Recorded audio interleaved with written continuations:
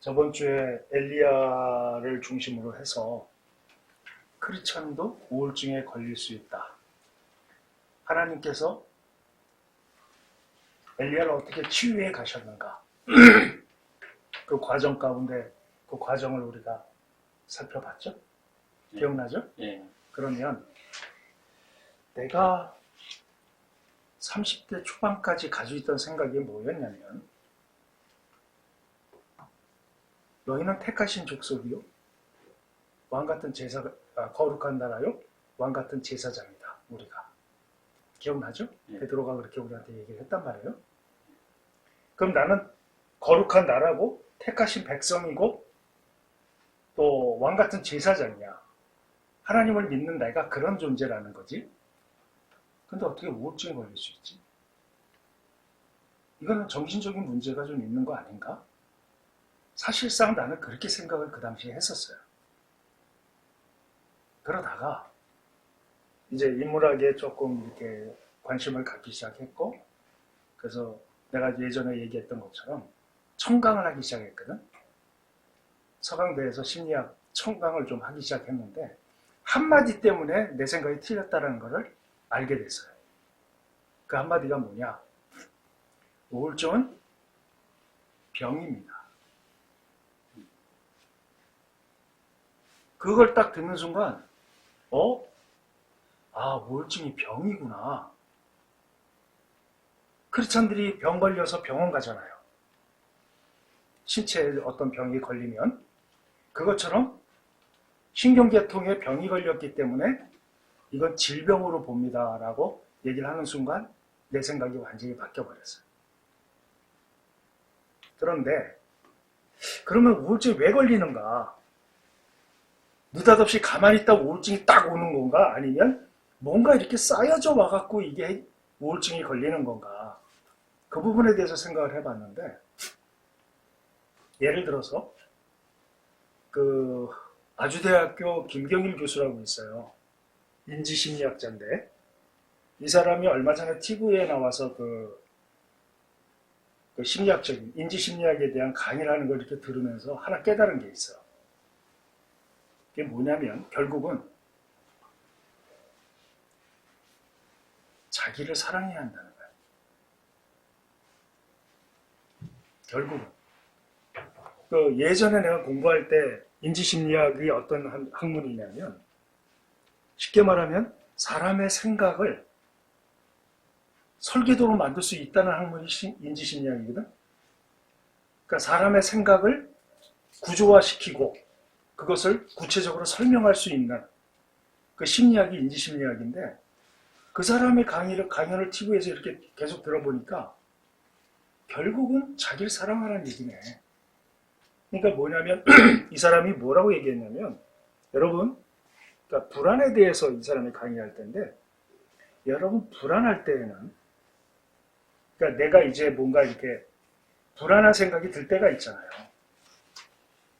불안할 때에는 절대로 반성하지 마십시오. 이렇게 얘기를 해. 불안할 때는 반성하지 말래. 뭐냐면 불안할 때 반성하면 불안으로부터 벗어날 수 없다는 거야. 그래서 결국은 자기를 사랑해라. 본인을 아껴라. 본인이 사랑받을 요소가 얼마나 많은 존재인지를 인식해라. 계속 이 사람은 이 관점에서 얘기를 하더라고. 여러분이 계속 나태해 있을 때 여러분을 밖으로 끄집어내십시오. 그래서 걷기라도 시작하십시오. 뭐 이런 식으로 얘기를 하는 거야. 그게 바로 뭐냐면 자기 사랑이거든. 중요한 것은 우리가 하나님 앞에서, 우리 기억나죠?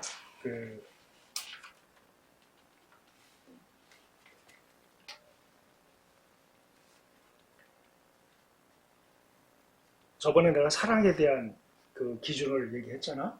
기억나죠?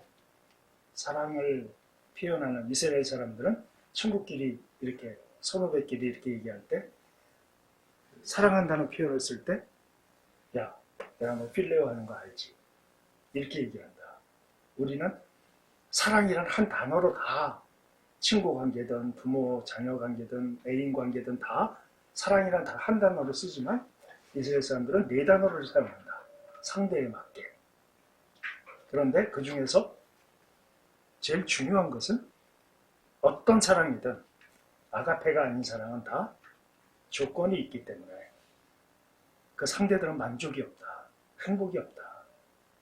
그래서 우리는 아가페로 사랑해야 한다. 아가페로 사랑한다는 게 무슨 뜻? 조건이 없어야 한다. 근데 그 사랑을 누구한테 해야 되냐면 나한테 해야 한다는 거야. 나한테. 내 자신에게. 내가 내 자신을 사랑하는데 조건을 걸어서는 안 된다는 거야. 이게 무슨 뜻인가 도대체. 네가 이렇게 하면 자존감이 높아져. 내가 이렇게 하면 자존감이 높아질 것 같아. 내가 이렇게 하면 뭐 어떤 조건이 이렇게 충족이 되면 내 스스로의 자존감을 높일 것 같아. 그런 조건들을 다 없애라. 내 자체, 나 자신, 그 자체를 사랑해라. 그게 우리가 그 예수님이 오셔서 모든 율법을 한마디로 표현한 한 문장이 있다고 했지. 기억나죠? 하나님을 네가 할 수 있는 전부를 다해서 사랑하고 사람을 사랑해라. 이렇게 얘기했단 말이에요. 근데 거기서 구체적으로 들어가야 돼. 기준이 뭐냐? 어떤 기준으로 사랑해야 하냐? 한번 찾아볼까? 마가복음 12장 31절. 마가복음 12장 31절. 내 마음을 다하고 목숨을 다하고 뜻을 다하고 힘을 다하여 주 너의 하나님을 사랑하라 하신 것이요 둘째는 이것이니 내 이웃을 내 자신과 같이 사랑하라 하신 것이다. 이보다 더 큰 계명이 없느니라. 그지? 이게 완벽한 계명이야. 계명의 전부야. 근데 거기서 제일 중요한 게 뭘까?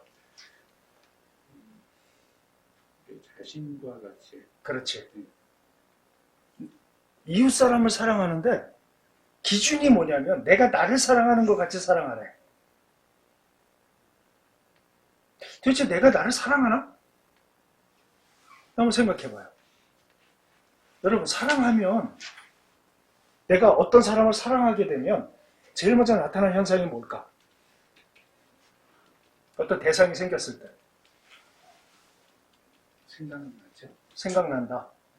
또 뭔가를 해주고 싶고 해주고 싶고 또 사람이 내가 또라고 자꾸 하는 거는 내가 원하는 답이 안 나왔기 때문에. 그렇죠.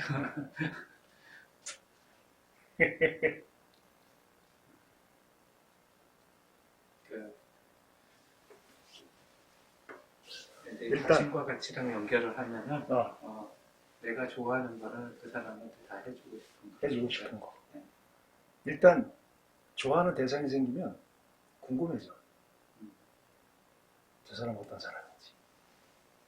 그래서 나오는 현상이 뭐냐면 질문이 나와. 어때? 그때 어떻게 지냈어? 뭐 했어? 너 어떤 사람이야?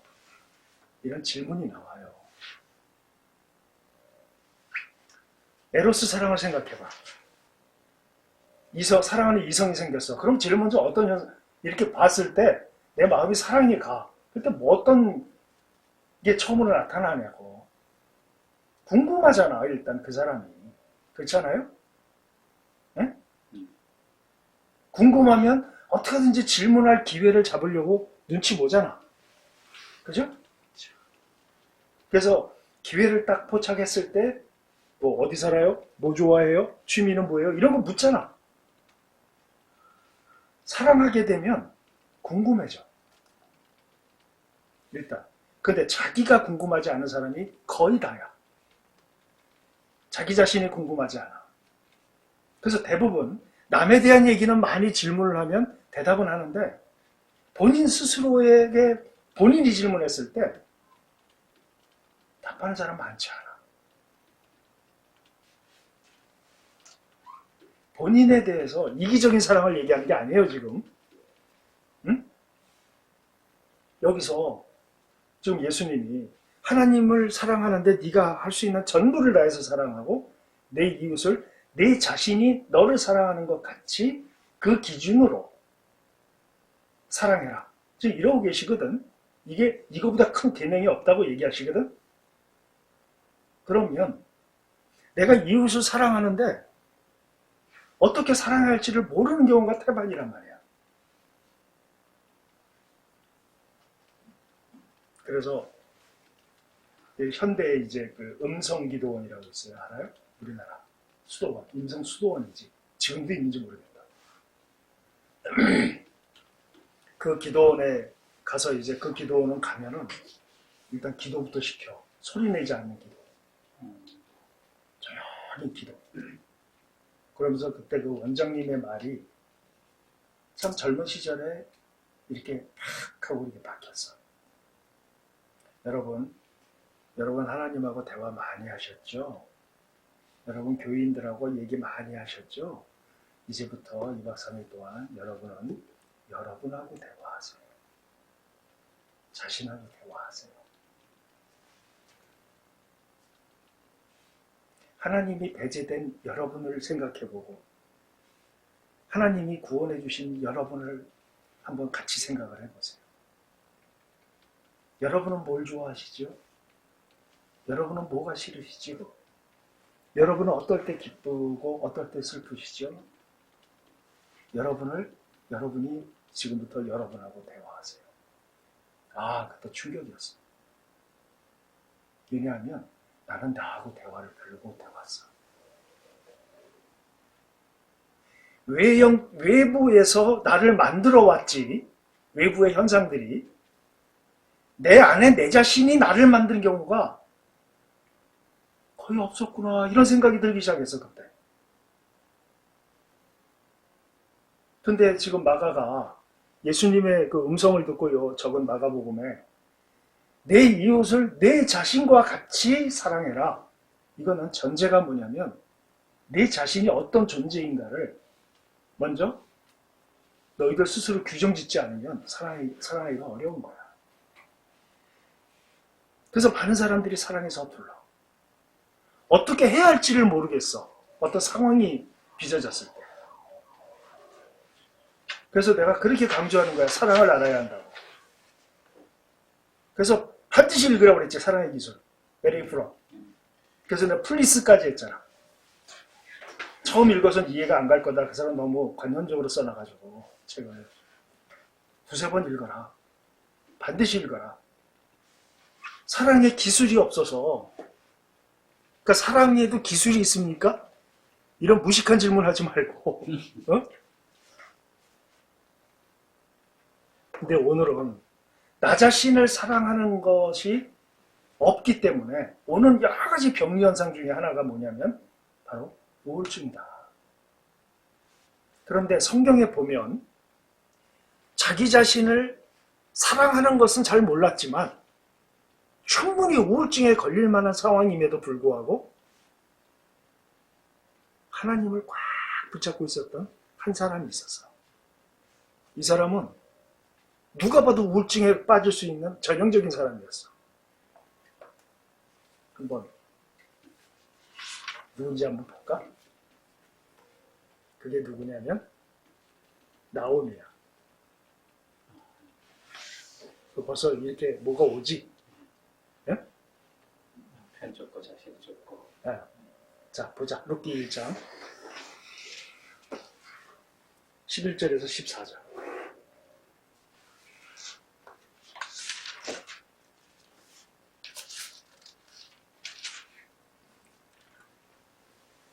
나오미가 이르되 내 딸들아 돌아가라. 너희가 어찌 나와 함께 가려느냐. 내 태중에 너희의 남편들 아들들이 아직 있느냐. 내 딸들아 되돌아가라. 나는 늙었으니 남편을 두지 못할지라. 가령 내가 소망이 있다고 말한다든지 오늘 밤에 남편을 두어 아들들을 낳는다고 하더라도 너희가 어찌 그들이 자라기를 기다리겠으며 어찌 남편 없이 지내겠다고 결심하겠느냐. 내 딸들아 그렇지 아니하니라.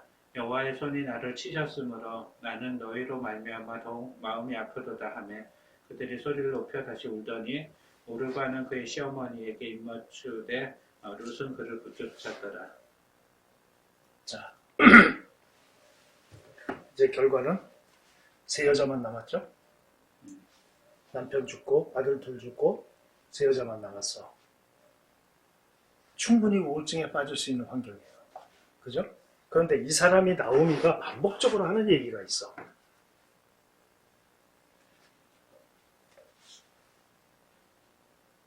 20절하고 21절 읽어봐요.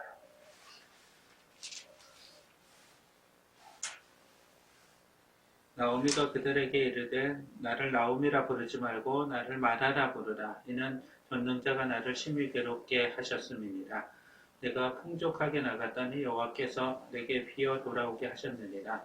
여호와께서 나를 징벌하셨고 전능자가 나를 괴롭게 하셨거늘 너희가 어찌 나를 나오미라 부르느냐 하니라. 그렇지? 자, 지금 이게 무슨 소리야 도대체? 나오미가 지금 뭘 얘기하는 거야? 남편 죽고 자식까지 다 죽었어. 근데 지금 책임을 누구한테 돌려요? 하나님. 하나님께 돌리죠? 예. 이거를 문장으로 읽게 되면 나오미가 하나님 원망하는구나 이렇게 들을 수도 있죠?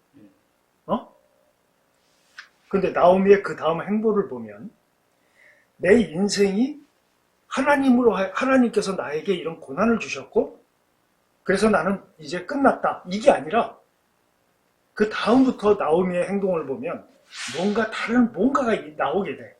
한 군데 더 찾아봐요. 2장 20절에서 22절.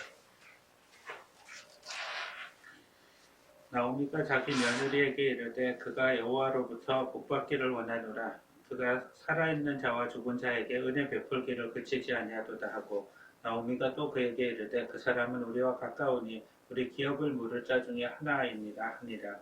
모압 여인 룻이 이르되 그가 내게 또 이르기를 내 추수를 다 마치기까지 너는 내 소년들에게 가까이 있으라 하더이다 하니 나오미가 며느리 룻에게 이르되 내 딸아 너는 그의 소녀들과 함께 나가고 다른 밭에서 사람을 만나지 아니하는 것이 좋으니라 하는지라. 오케이. 이게 무슨 소리야? 자, 나오미가 그 모압 땅에서 이스라엘로 왔어요. 왔는데 저기 나오미가 왔다 그러니까 나오미가 뭐라고 그래? 난 여호와로부터 남편도 잃고 자식도 잃고 다 잃었다. 내가 풍족하게 모압 땅으로 갔었는데 지금은 빈털터리로 돌아왔다. 그러니까 다시 말해 뭐야? 내 인생의 고난이든 슬픔이든 기쁨이든 모두가 나오미는 생각의 중심에 누가 있어요? 하나님.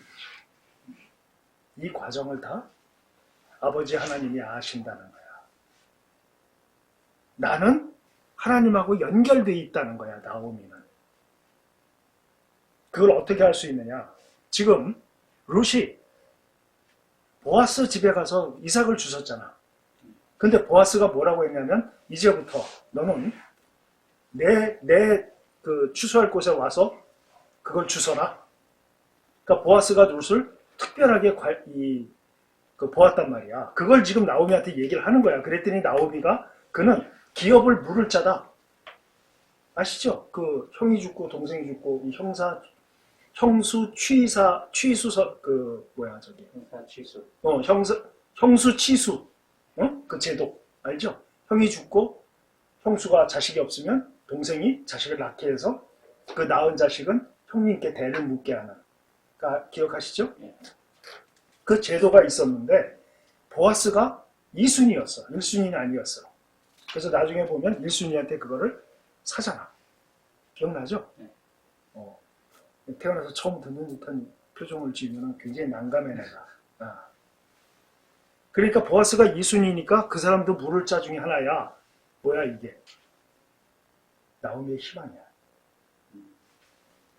그죠? 1순위가 아니야 지금. 2순위임에도 불구하고 지금 희망을 가지고 룻에게 그에게 가라. 그에게 가서 해라. 그러니까 기억나죠? 엘리야가 하나님이 엘리야를 치유하시는 과정 가운데 있을 때 엘리야는 뭐였어? 우울증의 최상단, 극단에 있던 사람이었지. 응? 나 이제 다 했으니까 죽고 싶습니다. 라고 했던 사람이잖아. 근데 하나님이 어떻게 하셨지? 첫 번째, 먹이셨지.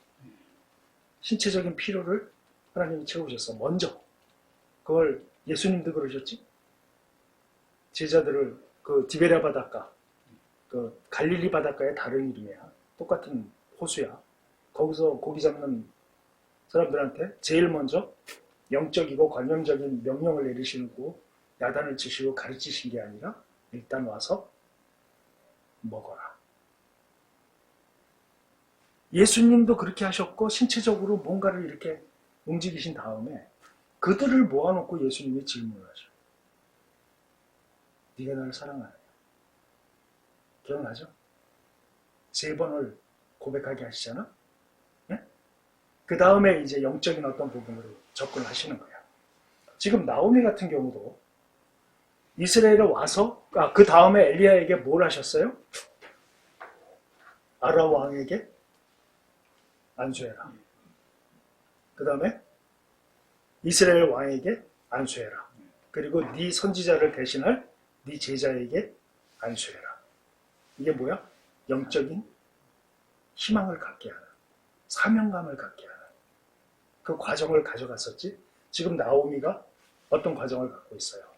룻을 결혼시킬, 기업을 이을 수 있는 형수 취사 그 제도를 그대로 이어갈 수 있는 뭔가 이렇게 희망을 보고 가고 있지. 이걸로 봐서 나오미는 정신 가운데 뭐가 있었다는 얘기야. 자기가 처한 아픔이나 슬픔이나 이 과정에 하나님이 싹 빠져버리면 비참한 상태가 돼. 나 자신. 근데 그거 일은 겪었지만 이 가정 가운데 하나님이 계시다고 하는 것은 굉장히 희망이 생기는 거지. 나오미는 그 상태에서 삶을 살아가고 있었다는 증거야. 이렇게. 설명이 됐어요? 그러니까 여기서 하나님이 과연 나오미와 같이 우울증에 걸릴 수 있는 그런 결과를 가질 수 있는 사람임에도 불구하고 하나님은 어떤 역할을 하시는가? 나에게. 그럼 하나님이 나에게 역할을 하시는데 내가 우울증에 걸렸다면 이건 뭐 하나님이 나한테 역사하지 않으시는 거 아닌가? 이렇게 생각할 수 있잖아. 그런데 여기에서 이제 현대 그 의학계에서 우울증이 왜 걸리는가에 대한 그 원인을 찾아내고 그 원인을 분석해 가면서 치료하고 하는 과정이 완성이 됐단 말이에요, 지금. 현재. 그러면 우리가 우울증에 대해서 나는 전문가가 아니기 때문에 구체적으로 얘기할 수는 없어. 다만 겉핥기식으로 조금 공부한 그 전체적인 구조는 내가 설명할 수 있기 때문에 이게 성경하고 같이 하나님하고 함께 어떻게 이게 해결할 수 있겠는가를 지금 얘기를 좀 하려고 그래요. 어떤 사람이 우울증에 걸렸다 그러면 그 사람은 어떤 과정이 있었어. 그 전에 뭐가 있었냐면 우울감이 있었어. 우울증이 왜 걸리는가? 우울증이 걸리는 이유가 뭔가? 이거는 모든 심리학자들이 공통적으로 얘기하는 내용 중에 하나예요. 우리 마음이 어디 있어요? 마음? 우리 마음이 여기 있어. 여기 있는 게 아니야. 여기서 다 컨트롤해. 슬프고 기쁘고 외롭고 또 후회가 되고 또 서럽고 섭섭하고 이게 다 여기서 나온다. 여기서 두근두근 하는 거는 여기에서 이렇게 보내는 거야, 신호를. 그래서 여기서 두근두근 하는 거야. 자, 여기가 용량이 있대요. 감당할 수 있는. 용량이 있는데 그걸 스트레스 지수라고 하는데 이 스트레스가 강해지면 이 신경 전달 그 과정, 신경을 전달해주는 뇌의 기관 중에 하나가 파괴가 된대요.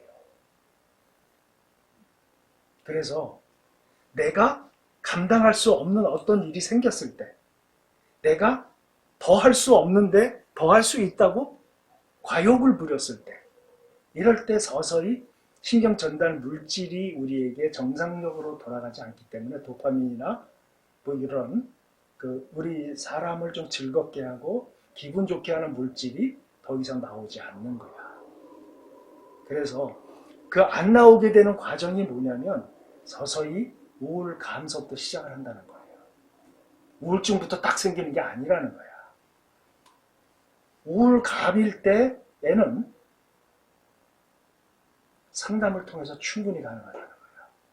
근데 그 상담이라는 게 뭐냐면 결론으로 얘기하면 자기 사랑이야. 자기 분석이고.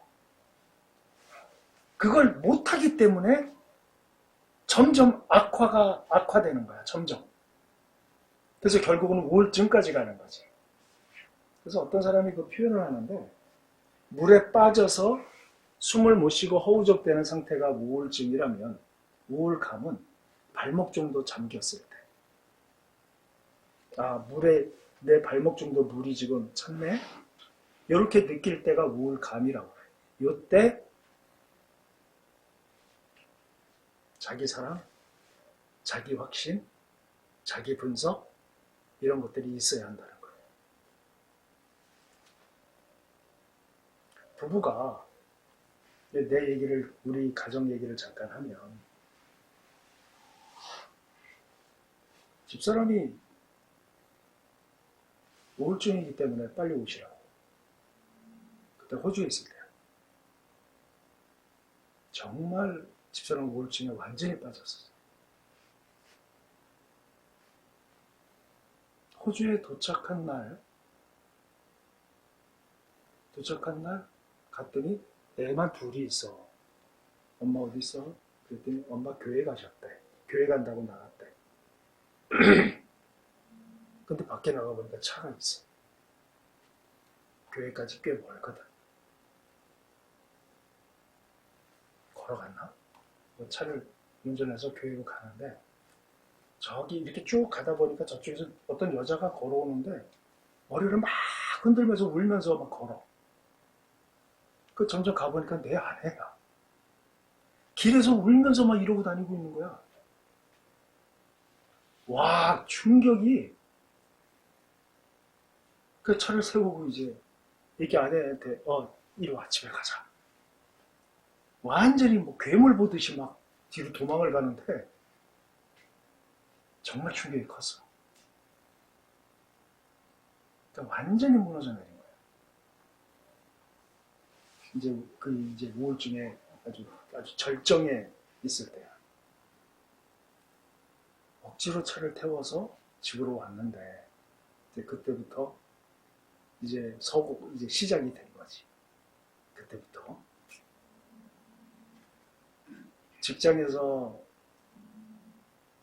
많은 사람들에게 상담을 하고 가르치고 이렇게 했던데 내 아내가 지금 그러고 있는 거야. 이걸 어떻게 해야 하나? 그러니까 우울증의 그 현상, 뭐 그런 것들을 이렇게 쭉 공부를 해서 이게 웬만큼 이렇게 그건 가지고 있었는데 아내가 기본으로 가지고 있는 그 특징이 있잖아. 성격 그리고 성장 과정. 응? 그건 내가 어떻게 할 수가 없잖아. 근데 내가 할 수 있는 게 뭔가를 쫙 찾아봤어. 그래서 이거는 하자. 이거는 내가 하자. 해가지고 그때부터 제일 먼저 했던 게 뭐냐면 자존감 올리기. 아내의 자존감 올리기. 자기 자신에 대해서 자존감이 떨어지는 거야. 떨어진 자존감을 올려주기 위해서 정말 발버둥 쳤던 시절이에요. 자기 사랑부터 해야 되겠다. 먼저.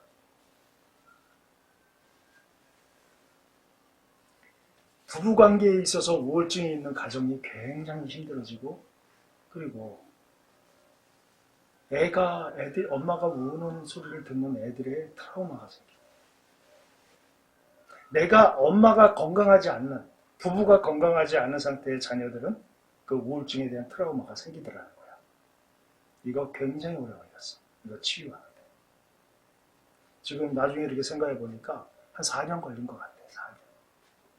4년 동안 뭘 어떻게 했는지 이 시간에 다 얘기하기는 힘들고 첫 번째 했던 게 자존감 세워주자. 먼저. 두 번째 했던 게 혼자가 아니다. 너 혼자 있는 거 아니다. 이게 하나님으로서 다 가능하잖아. 그죠? 근데 병이란 말이야, 병. 이건 뭔가 치료가 들어가야 돼. 그래서 두 가지를 같이 했던 거예요. 약물 치료하고 상담 치료, 그 다음에 내가 함께 하는 거. 두 가지가 아니라 세 가지구나.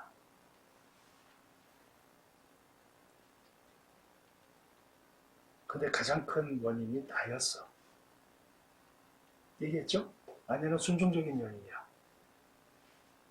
그리고 모든 결정권이 나한테 있었어.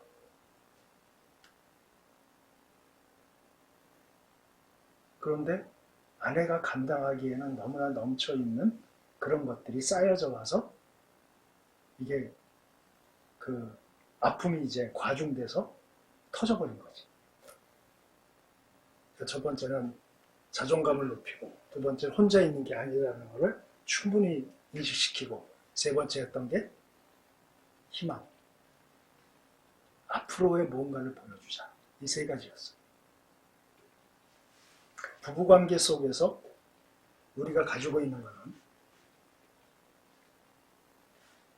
검은 머리가 팥불이 되도록 너 지키겠다고 했다면 우리는 우울증을 그렇게 서로에게 감당해 주어야 한다. 그 과정이 바로 중요하다. 이렇게. 그래서 우리가 한 가지를 더 생각을 해보면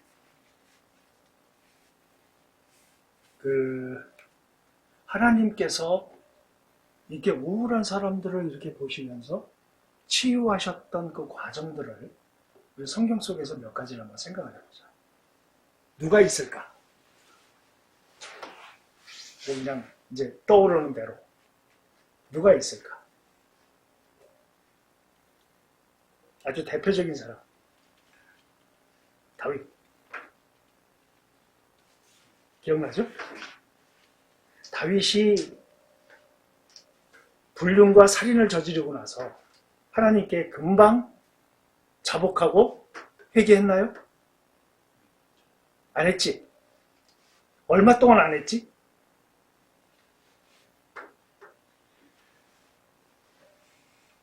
오래 안 걸렸잖아요. 그 나단 선지자가 올 때까지.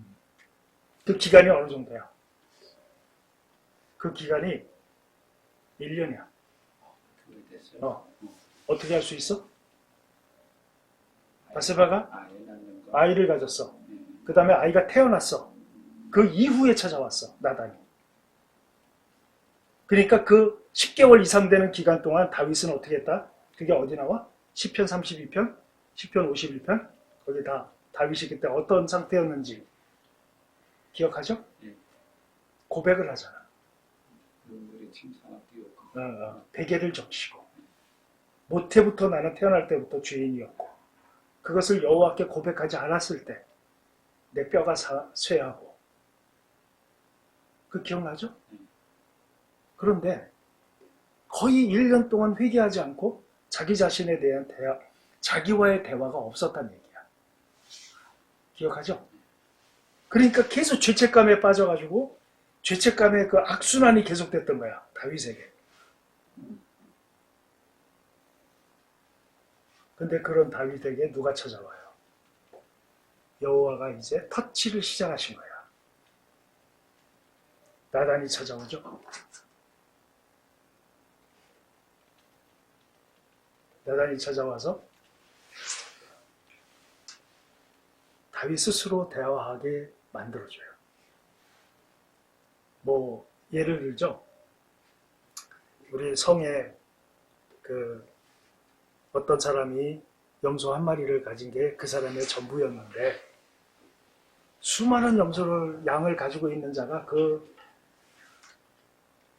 주인을 죽이고 그 염소마저 뺏었습니다. 그렇게 얘기를 하죠.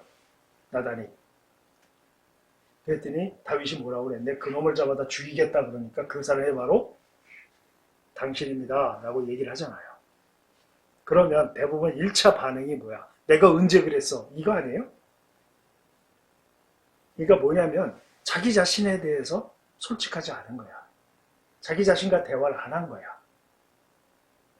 그거는 자존감을 떨어뜨리기 위해서 그러라는 것이 아니라 보라는 거야, 자기 자신. 내가 알고 있는 그 변호사 중에 이혼 전담 변호사가 있어요. 그 변호사하고 이제 이런저런 대화하다가 문득 그 친구가 이런 얘기를 한 적이 있어. 이혼하기 위해서 상담을 하러 온 사람들의 거의 90% 이상이 거의 동일한 문장으로 얘기하는 게 한 가지가 있대. 그게 뭐냐면, 이 여자는 결혼을 해서는 안 되는 여자예요. 무슨 소리인지 아시겠어요? 그게 무슨 소리야? 결혼할 자격이 없습니다. 결혼할 준비가 안 돼 있습니다. 무슨 소리인지 아시겠죠? 이 남자는요, 결혼하면 안 되는 남자였어요. 이런 얘기를 거의 90% 이상이 이 얘기를 한대, 서로에게. 이혼 전담 그 변호사 얘기에 의하면. 그러니까 이혼을 하게 되는 부부들의 현상을 보면 이 사람은 결혼하면 안 되는, 가정을 이끌 수 있는 능력이 안 되거나 가정을 이끌 수 있는 인격이 안 되거나 이 사람은 안 되는 사람이었다. 그렇게 공통적으로 얘기한다는 거야. 왜 그런 현상이 빚어질까? 자기와의 대화가 없었기 때문에. 나는 과연 어떤 사람인가? 그래서 우리가 산상수훈 공부할 때 얘기했잖아. 신 앞에 단독자로 서라. 너 자신을 하나님 앞에 조명해봐라. 기억나죠? 그럴 때 나는 나와 대화할 수 있다는 거야. 솔직하게 내가 나와 대화할 때 한번 수파라, 너 솔직해보자. 그때 그 사람하고 이런 대화를 나눴는데 넌 그 대화 가운데 몇 프로나 진실했니? 또 나는 나를 사랑하나? 하나님이신 예수 그리스도께서 당신을 죽이시기까지 나를 사랑하셔서 나를 구원해 주셨는데 나는 나를 그만큼 사랑하나? 아주 본질적 질문이죠. 여기서부터 시작하고 출발해야 한다는 거예요. 우리 이 질문 많이 안 해. 이 질문을 많이 간과하고 있어. 그러니까 이런 인지심리학자 같은 김경인 교수 같은 사람이 당신 불안할 때는 반성하지 말아라. 이렇게 자기 자신을 돌아볼 수 있는 질문들을 계속 만들어낸단 말이에요. 응? 산책하십시오. 혼자 하십시오. 그리고 여러분 스스로와 대화하십시오. 이런 얘기를 하더라고요. 그러니까 자기를 발견하라는 거야. 내가 어떤 존재인지를. 그게 가정 문제, 자녀 문제, 남편과 아내의 문제, 이런 부분들에 대해서 이제 나타나기 시작을 하는 거야. 내가 솔직해지고 내 자체가 보여지는 거야. 집사람이 한 4년 걸려서 괜찮아졌다라고 느꼈던 게, 라디오에서 이제 간증, 우울증을 어떻게 벗어나는가에 대한 간증을 하더라고. LA 코리아 기독교 방송국, 라디오 방송국에서. 그걸 이제 집사람이 보내줘서 내가 들어봤어. 근데 아내가 거기서 인터뷰하는데, 대화를, 사회자가, 그러면 결정적으로 어떻게 해서 우울증에서 벗어나셨다고 생각을 하셨어요? 이런 질문을 했는데, 집사람이 이렇게 대답하더라고. 남편이 변했어. 야, 아내 우울증의 90%는 내가 원인이었다는 거야. 그 얘기는. 나는 아내에게도 훌륭한 남편이고 애들한테도 훌륭한 아빠라고 착각하고 있었어.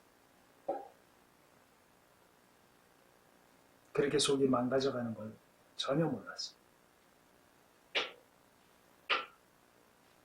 하나님께서 내가 너를 사랑한다, 내가 너를 원한다, 너는 내가 택한 족속이고 왕같은 제사장으로 내가 인정한다, 이렇게 나를 규정시키셨다면 내 가정 속에서 제일 먼저 해야 할 일이 뭐냐면 내가 하나님 앞에서 실존을 내 스스로 보고 내 스스로 규정 짓고 내 스스로 나를 파악해야 한다. 아주 솔직해야 한다. 그 솔직이 표현돼야 한다. 가족에게. 네?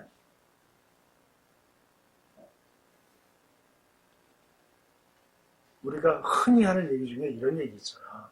건강한 부모 밑에 건강한 자녀 있다. 그런 얘기 하잖아. 근데 그거는 신체적인 것뿐만이 아니라 아마 정신적인 면에서 상당히 영향을 있는다는 얘기로 받아들여야 돼. 그래서 저번에 우리 공부한 것 중에 동일시 공부를 했었잖아. 내가 건강해지는 방식으로 이 시대 모든 심리학자들 얘기하는 건 먼저 여러분 스스로를 파악하세요. 여러분 스스로의 본질을 보세요. 여러분이 얼마나 가치 있는 존재고 살만한 존재인가를 신을 모르는 자들이 하는 얘기야 지금. 그 자체만으로 어떤 가치가 있는지 여러분 스스로 발견하세요. 이런 얘기가 공통적이란 말이야. 근데 이건 이미 성경에다 전제로 깔고 들어가는 거야. 아시죠? 하나님이 우리를 날 위해서 돌아가 주셨다는 거야. 그러니까 자체적으로 우리가 우리 스스로를 하나님 앞에 실존으로 드러냈을 때 나의 본질을 보게 되고 하나님께서 나를 어떻게 인도해 가실 거는가를 기대하고 기도하고 기다림으로 인해서 우리가 서서히 우울감으로부터 벗어날 수 있는 그런 존재들이 될 수 있다는 거예요. 이것이 가족에게 다 어떻게 된다? 이어져 가고 그게 보여진다는 거예요. 가족에게. 그래서 이 시대에 모든 사람들이 나 자신부터 분석하고 나를 사랑하고 내가 사랑받을 만한 존재라는 것을 인식한다는 거야. 누구로 인해서? 여호와의 희생으로 인해서. 예수 그리스도의 십자가의 희생으로 인해서.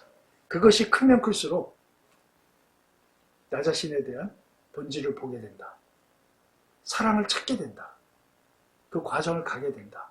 이것이 우울감으로 시작됐을 때 우리를 지켜낼 수 있는 우울증까지 안 갈 수 있는 과정이다. 우선 시작이다 이게. 1차적으로 우리 한국 사람들은 우울증, 정신병, 약 먹는 거 이런 거에 대해서 굉장히 터부시하고 있거든. 근데 대부분 사람들이 뭐라고 얘기하냐면 우울증에 걸렸을 때 그 상담과 약물 치료를 하는데 한 3개월이면 해결이 된대. 근데 이게 1년 가고 2년 가도록 방치해버려. 스스로가.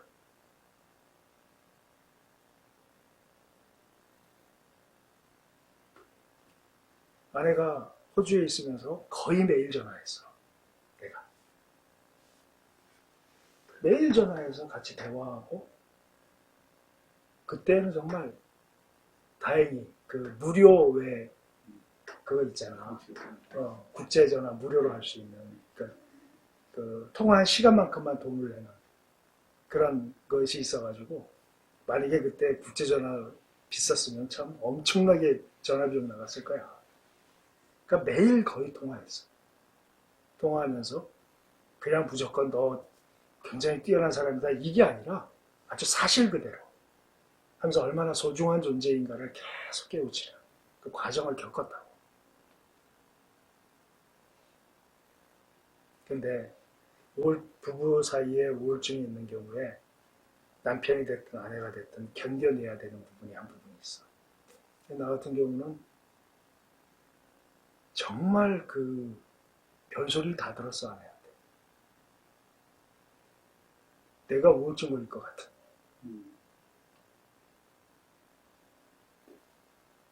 그래서 그때 처음으로 이제 신경정신과를 찾아갔지. 나도. 찾아가서 상담을 하는데 아무래도 나도 뭔가 약을 먹어야 되지 않을까 이런 생각이 들어서 찾아갔어.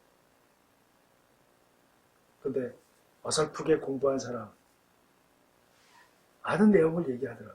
아는 질문을 하고 예측되는 질문을 하고 예측되는 답을 주더라. 그래서 안 갔어, 더 이상. 아무튼 나에 대해서는 나중에 이제 기회가 있으면 얘기를 하기로 하고. 그러니까 아무튼 견뎌내는 것, 살려내는 것, 이런 과정이 좀 필요한 건 사실이야. 왜? 가정을 위해서. 가정이 뭐라고 그랬어? 우리 가족이 뭐라고 그랬어? 하나님 나라의 시작이라고 했잖아. 기억하죠? 그런 차원에서 오늘은 그렇게 긴 강의가 필요 없을 것 같아. 지금 만약에 우울증에 걸린 배우자가 있는 사람들은 우울감으로 있다는, 그러니까 우울증까지 안 가고 우울감으로 있다면 이때 무엇을 해야 되는가? 첫 번째는 자기 자신을 사랑해야 한다. 그것은 뭐야? 나 자신을 분석하고 나 자신을 하나님 앞에서 조명하는 것이 필요하다. 우선적으로. 그게 중요하죠? 첫 번째 그 작업을 먼저 해야 되겠다. 두 번째는 나 자신을 사랑한다면 흔히 하는 얘기로 나에게 보탬이 되는 것들에 대해서 의지를 가지고 실행시켜라. 그래서 이 우울감 있는 사람들한테 주로 이렇게 솔루션을 주는 게 하루에 30분 이상 걸으십시오. 걸으라는 거야. 30분 정도 운동을 하세요. 그리고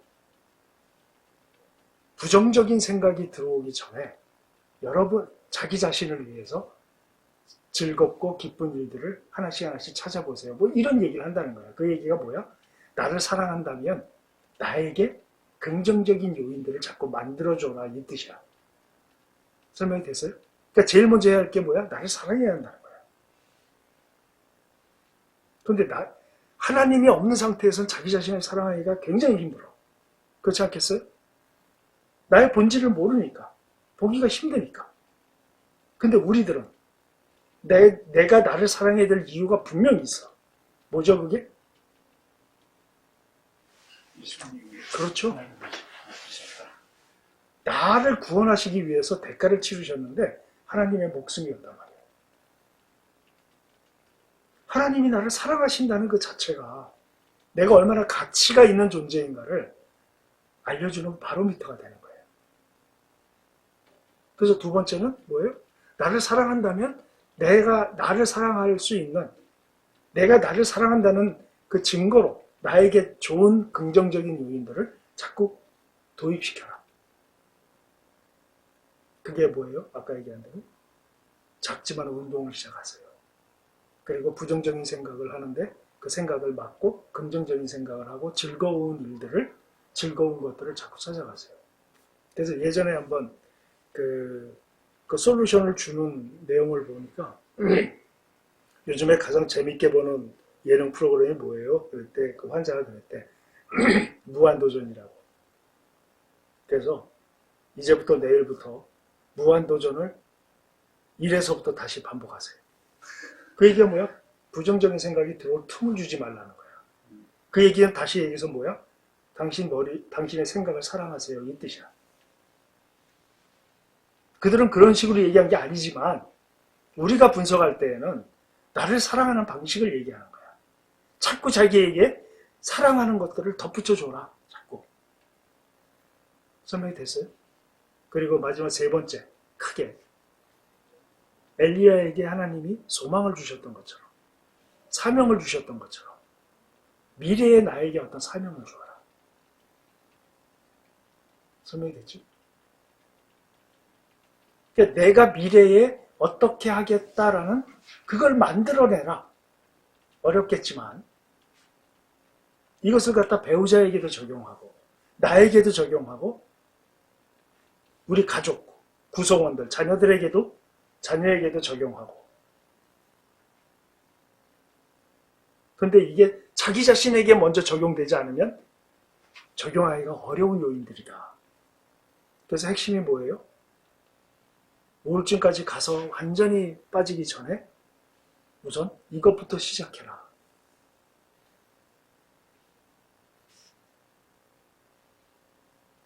그래서 이렇게 그 일반 심리학자들이나 치료하는 사람들이 했던 얘기를 엘리야를 하나님이 치유하시는 과정을 이렇게 보니까 거의 유사하더라. 그들은 하나님을 모르지만 그들의 학문으로 찾아낸 방법론을 가만히 보면 하나님이 처음에 하셨던 게 육체적 필요를 채워주셨다. 먼저. 그 다음에 하나님이 미세한 음성을 엘리야가 들었다고 그랬잖아. 그거는 하나님이 이렇게 속삭이신 게 아니라는 거야. 하나님은 음성으로 말씀하셨는데 엘리야가 들었을 때 그게 아주 미세한 소리였어. 뭐예요? 여호와 앞에 자기의 실존을 보게 된 거예요. 그게. 설명이 됐어요? 응?